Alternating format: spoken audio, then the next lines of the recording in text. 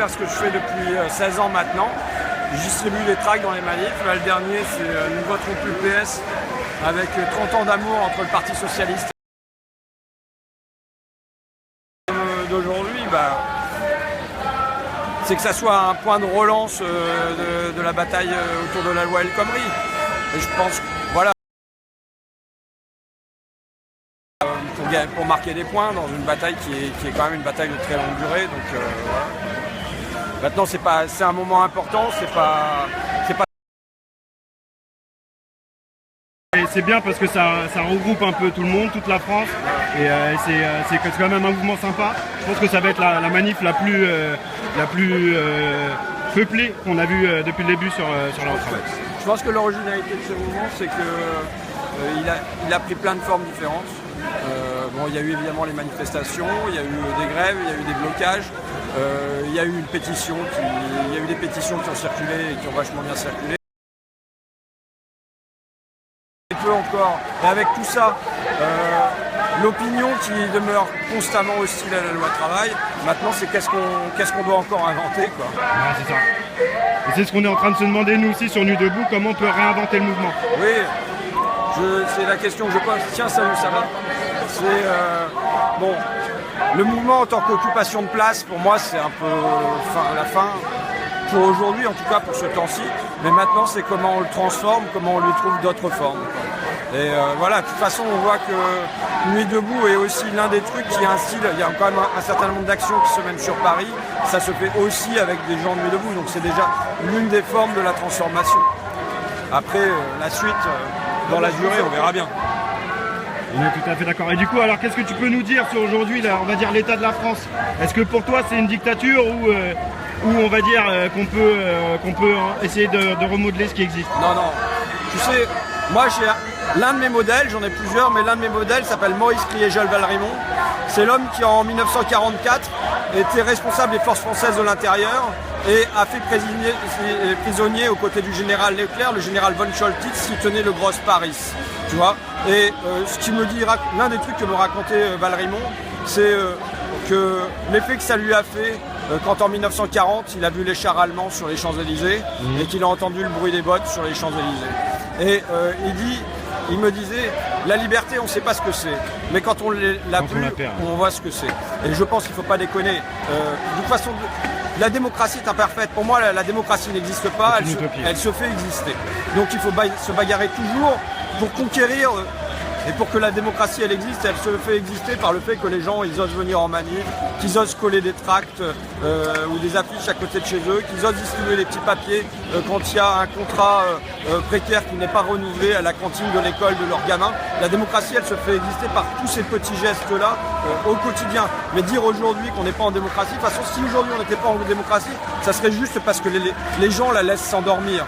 Donc ça dépend à la fois des individus, des collectifs et puis tout ça, de ne pas laisser s'endormir la démocratie pour ne pas laisser la réaction et les forces de conservation gagner, quoi. Et du coup ça va on va dire dans l'optique de ce que je fais à Nuit debout, parce que je milite pour la reconnaissance du vote blanc dans les suffrages exprimés, et du coup j'aimerais savoir aussi ce que tu en penses. Moi je pense que c'est l'un des biais. Maintenant ça me paraît pas honnêtement le plus décisif, quoi. On est d'accord, c'est pour moi une stratégie qui peut amener à quelque chose. Ouais, bon, après voilà, c'est l'un des biais. Maintenant il faudrait l'un des problèmes quand même, on peut remettre en cause les institutions telles qu'elles existent et il faut le faire. Maintenant, quelles sont les forces sociales dont on dispose pour réellement secouer le système? Nuit debout est resté un mouvement minoritaire et il faut l'accepter comme tel, tu vois. Il faut se demander comment on arrive à raccrocher les wagons derrière cette locomotive. Le vote blanc, je doute qu'on arrive à mobiliser les masses derrière le vote blanc. Moi, j'en suis convaincu. Bon, voilà, mais c'est pas grave, on vit très bien en ayant des désaccords. Mais la question, c'est, moi, l'une de mes questions, c'est qu'est-ce qui nous représente aujourd'hui? Où est-ce qu'on se sent représenté? Où est-ce que les gens normaux, les salariés, la caissière de chez Carrefour, où est-ce qu'ils ont à la fois des voix politiques et éventuellement des voix médiatiques où ils ont le sentiment d'être représentés? Et aujourd'hui, je suis sûr qu'il y a un gros problème à ce niveau-là. Du coup, à la fois quand tu regardes la composition de l'Assemblée nationale, qui est une composition bourgeoise et petite bourgeoise, avec des médecins, des profs, mais très peu d'ouvriers employés, voire pas du tout. Et puis aussi, qui passe dans les médias, quoi. Et du coup, qu'est-ce que j'allais dire? Oui, justement, dans la quête de la démocratie, je pense que le vote blanc, c'est essentiel. Parce que du coup, aujourd'hui, il y a quand même plein de gens qui votent, qui se déplacent pour aller voter et qui n'existent pas. Tu vois, tu veux me ramener sur ton dada. Ah non, encore une fois. Non, mais il y a plein de C'est juste pour en parler. Tu vois, le référencum d'initiative populaire, le mandat révocatoire, mais aussi dans un autre registre sur le terrain économique. Moi, j'ai le protectionnisme. Bon, l'Assemblée constituante, il y en a beaucoup. On va essayer de ne pas aller chacun sur nos dadas immédiatement. Enfin, pour moi, le vote blanc, c'est pas mon dada. Ça devrait être le dada de tout le monde, en fait. Oui, mais toi, c'est voilà.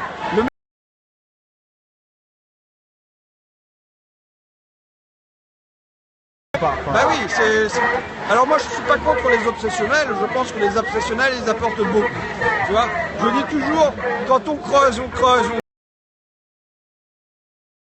tu vois, donc ok, les obsessionnels peuvent apporter beaucoup. C'est bien que tu sois un obsessionnel, mais me demande pas à entrer de force dans... Ah non, je force personne. Merci, simplement merci. Merci à vous, tenez.